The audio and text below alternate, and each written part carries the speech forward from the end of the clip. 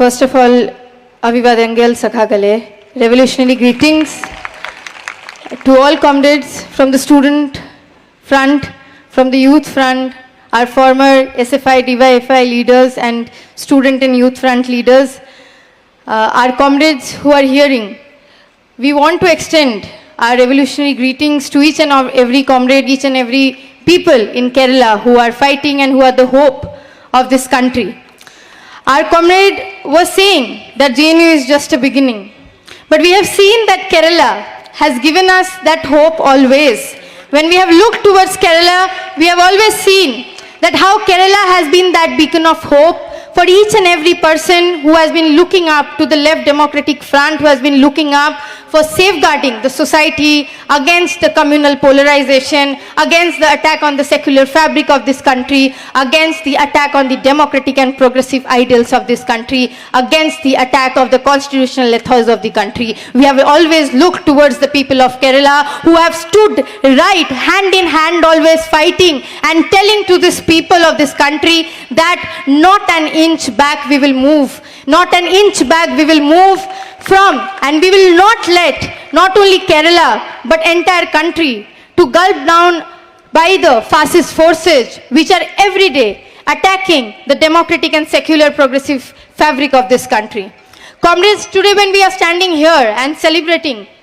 that how the left in campus spaces or educational spaces are uniting together to ensure that the fascist forces are not having an inch in the educational spaces, we are also celebrating that the hope that we are building among the student and youth across the country, the hope that the people look towards all of us uniting together to tell the fascist forces inside this country that if you try to attack us, if you try to attack the secular fabric of this country, if you try to attack the democratic fabric of this country, it's the student and youth who will unite each and every corner in this society, who will unite each and every people inside this society and put an eye to these fascist forces and tell that you can't destroy the very basic structure of our country. We are standing in a time when we are having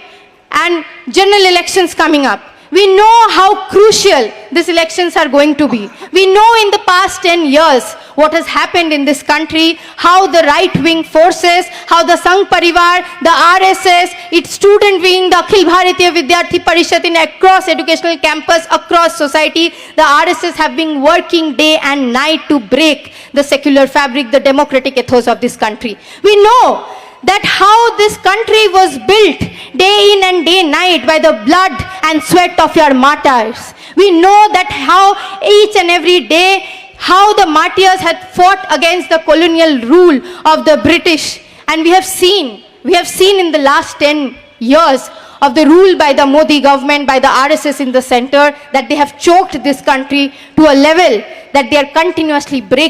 trying to break this democratic fabric of this country. We have seen that as soon as the BJP and the RSS has come to power, we have seen in 2014 and in 2019 that how they have tried every means to bring in policies which are anti-people. We have seen that starting from demonetization, after that in 2019 when they came in power, how they have brought in policies against the farmers. They have brought an anti-farmer bill. They have brought national education policy which only talks about excluding maximum of the students from the educational system of this country. We have seen that recently how changing of the syllabus, communalization of the syllabus through NCERT textbooks and several other things, the continuous attack of the Sangh Parivar, not only in states across, we are seeing from the center how diktat is continuously being used to implement anti-people policy. We have been continuously seeing that a model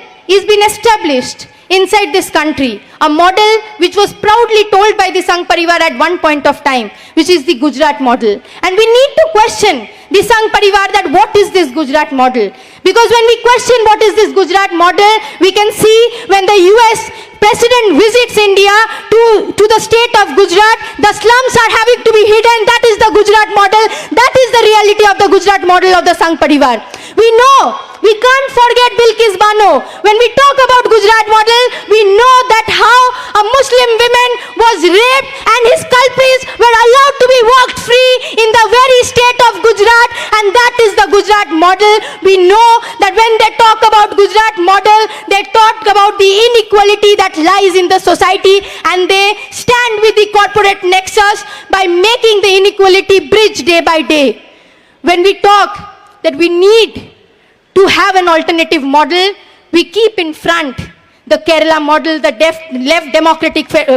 model, front model. When we talk proudly about the left democratic front model across in the country, not only in Kerala, we talk about that how in Kerala and everywhere where the left forces have been strong, we have ensured that education is not only for the ones who have money, but education is for accessible and affordable for each and every student, each and every person inside this country, inside this society who is sitting on the last bench